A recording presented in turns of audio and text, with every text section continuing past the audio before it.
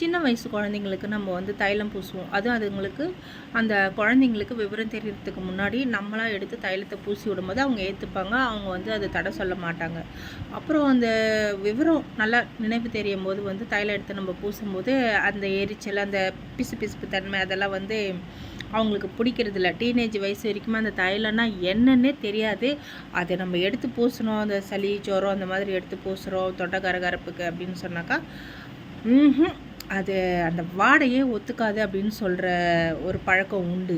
ஆனால் அந்த டீனேஜ் தாண்டிடுச்சுன்னா குறிப்பாக பெண்களுக்கு தைல வாடை இல்லாமல் ஒரு நாளும் தூங்க முடியல. ஏன் தான் இப்படி இந்த வாழ்க்கை இப்படி இருக்கோன்னு தெரியல அப்படின்ற மாதிரி இருக்குது. தலை வலிக்குதா தைலம், கை கால் வலிக்குதா தைலம், கொஞ்சம் கொடப்பாக இருக்கா மூக்கு தைலம், கழுத்து வலிக்குதா தைலம். இப்படி இந்த தைலத்தோடைய வாசனை இல்லாமல் இந்த பெண்களோட வாழ்க்கை ஒவ்வொரு நாளும் பொழுது விடியறதும் இல்லை, பொழுது போகிறதும் இல்லை. ஏன் இந்த மாதிரி இருக்குது? இடுப்பு வலிக்குதா தைலம்.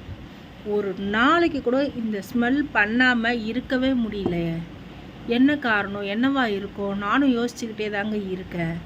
எனக்கும் பதில் கிடைச்சபடி இல்லை எப்படி தான் இன்றைக்கி நம்ம போட்டுக்கக்கூடாது, இந்த தைலத்தோட வாசனை வந்து நம்ம ஸ்மெல் பண்ணக்கூடாது அப்படின்னு நினச்சாலும் முடியறதே இல்லை. சும்மா போகிற போக்கில் எடுத்து அப்படி இல்லைன்னா அந்த பொழுது விடிய மாட்டேங்குது. ஏன் இப்படி இருக்குது? உங்களுக்காவது தெரியுமா? யாராவது தைலம் பூசிக்காமல் தைலம் வேணான்ட்டு இருக்கிறவங்க இருக்கீங்களா? கமெண்டில் சொல்லுங்கள் ப்ளீஸ்.